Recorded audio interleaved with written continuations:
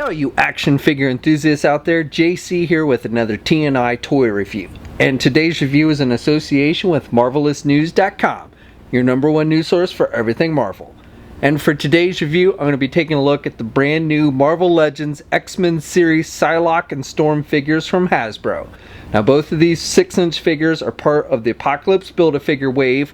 They come packaged in the same style that we've been seeing with all the X-Men Marvel Legends. You've got the black boxes with the yellow highlights. Up at the very top you've got the X symbol, and then you've got the Marvel Legends series logo. The figures are clearly displayed, and then down below you've got the X-Men title and the names of the characters. On the sides you just have some artwork for the characters. And then on the back of the packaging you have a look at the actual figures, brief bios in multiple languages, and then down below a look at all the figures in the wave that you need to get in order to complete the Apocalypse Build-A-Figure. Alright, let's get these open and take a look at what's inside. Okay, so here's a look at the figures outside of the packaging along with their other contents. Now, first of all, Storm comes with the torso section for the Apocalypse Build-A-Figure, and Psylocke comes with the right leg for Apocalypse. And I'll be looking at the Apocalypse figure in its own review once I've looked at all the figures in this wave, so be sure to check back for that. Okay, now starting with the accessories for Storm, she just comes with this pair of lightning effects, which is kind of funny being that she was primarily depowered during the time she sported this look. But nevertheless, they did give you these lightning effects so you could kind of mimic her mutant abilities of controlling the weather. And these are done with a rubber material. We've seen these before with other figures. I believe the more recent Infinity War Thor figure got some similar lightning effects done in blue.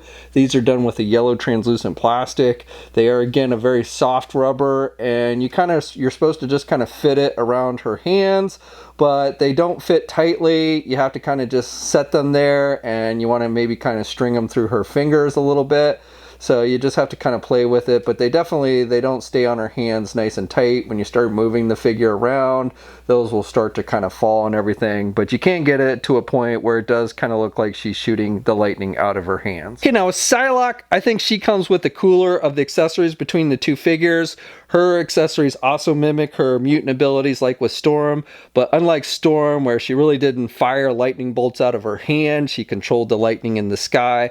I think these do a better representation of her actual mutant abilities, which are psychic based and telekinesis based. She basically would manifest stuff, weapons and such from her psychic abilities. So first of all, we get the sword, and we saw this with the previous Psylocke figure that they did. So the sword itself is done with a translucent purple plastic. It's got some sculpting detail on the handle, and overall I think looks pretty good. And then you get this extra energy effect piece, which is also done with translucent plastic. It's done with more of a pinkish, bright pink translucent plastic as opposed to purple, so it is a much brighter plastic than the sword itself. There's a little bit of purple mixed in there, but it is more pink than purple, definitely.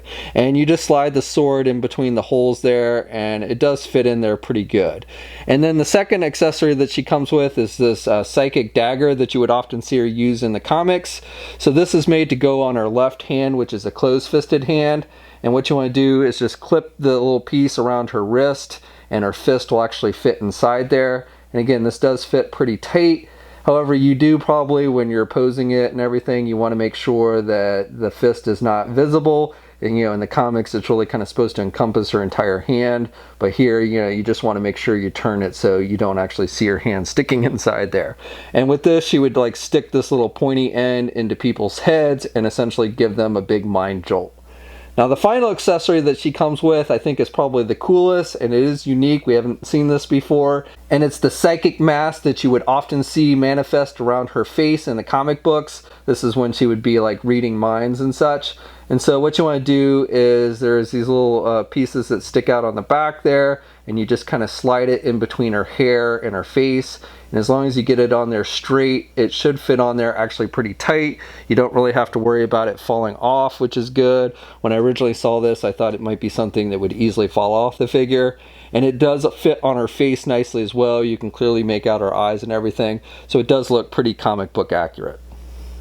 Okay, so now let's take a closer look at the figures themselves, starting with Storm. And I like the overall look of Storm. I think they've done a good job of capturing this look, this punk rock look of Storm that she had in the late 80s and 90s.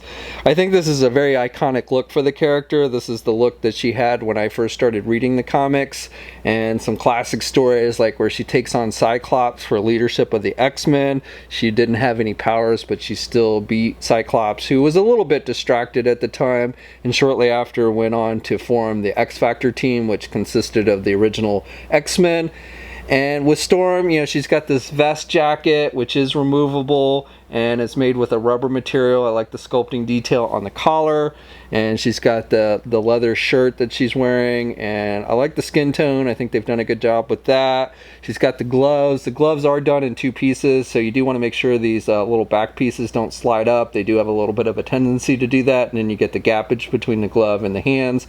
But as long as you keep them pushed down, I think they do look pretty good there. She's got the belt piece, which is a separate piece with the metallic silver belt buckles, and then she's just wearing the black leather pants, and she's got the boots. I like the sculpting detail on the boots. The boots clearly kind of stand out over the pants themselves with the sculpting detail, and she's got the heels. Even with the heels, she actually stands pretty good. So a lot of times with figures, when they've got the heels, they don't stand well, but yeah, I haven't had any real issues with her.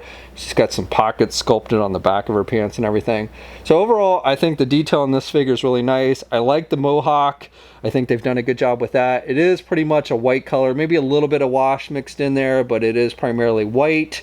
And then she's got the whited out eyes. I like how they've done the eyebrows. Those look good.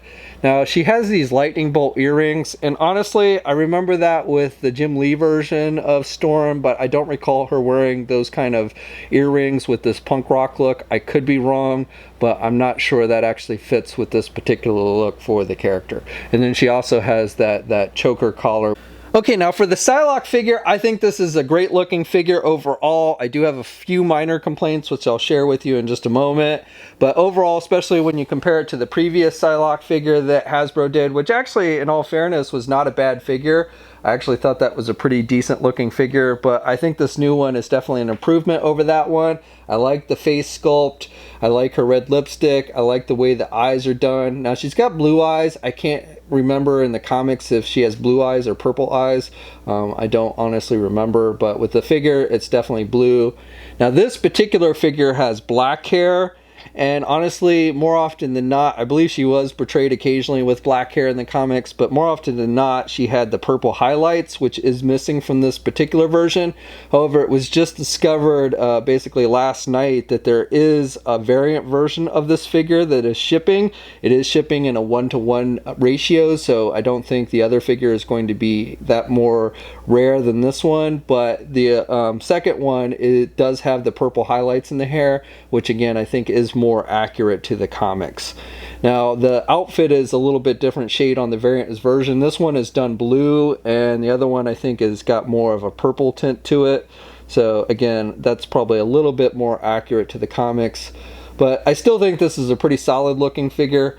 Now, my only minor complaints are with the hinge joints. They're a little bit lighter blue color, probably because they've rubbed when you move the arms around. You also have the seam on the side of the figure that sticks out a bit. It's done with a lighter blue color there, so that sticks out. It's not as bad on this side, but on this side it definitely sticks out a bit.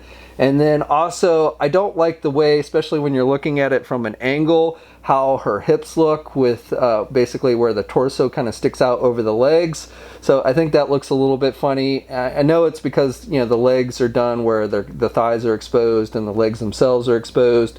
So it would be kind of hard to hide that, but I just think it does stand out a little bit, especially when you're looking at it from an angle. Otherwise, though, it's a very solid figure. Everything as far as the outfit goes is actually painted on the figure. So the gloves, the boots, and everything, all of that is painted. And then she's got this sash that we've seen before with other Marvel Legend figures, and that's done with a maroon type color. Okay, now Psylocke stands just under, or I should say over 6¼ inches tall.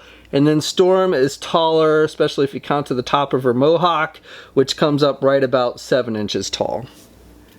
Now here's a comparison of the Psylocke figure with the previous one that Hasbro did, and if I remember correctly, this one, it's the X-Force variant that was released as a San Diego Comic-Con exclusive, and these two figures are about the same height. Okay, and here's a comparison of the Storm figure with the previous one that Hasbro did, and this was the one that's part of the Toys R Us exclusive wave, and I think it's kind of funny that both versions that Hasbro's done recently sport the Mohawk. This is a much more modern look for Storm, but, you know, and this was an older from the 80s look, and definitely in between those looks she had a full set of hair and everything, but for whatever reason, I guess Hasbro's just got an affinity for the Mohawk. They chose this particular look for both of the figures they've done. Okay, and then finally, here's a comparison with the brown costume Wolverine figure. Wolverine, you know, served with both of these characters in the X-Men, and in fact, I believe served with both of these characters wearing these particular outfits.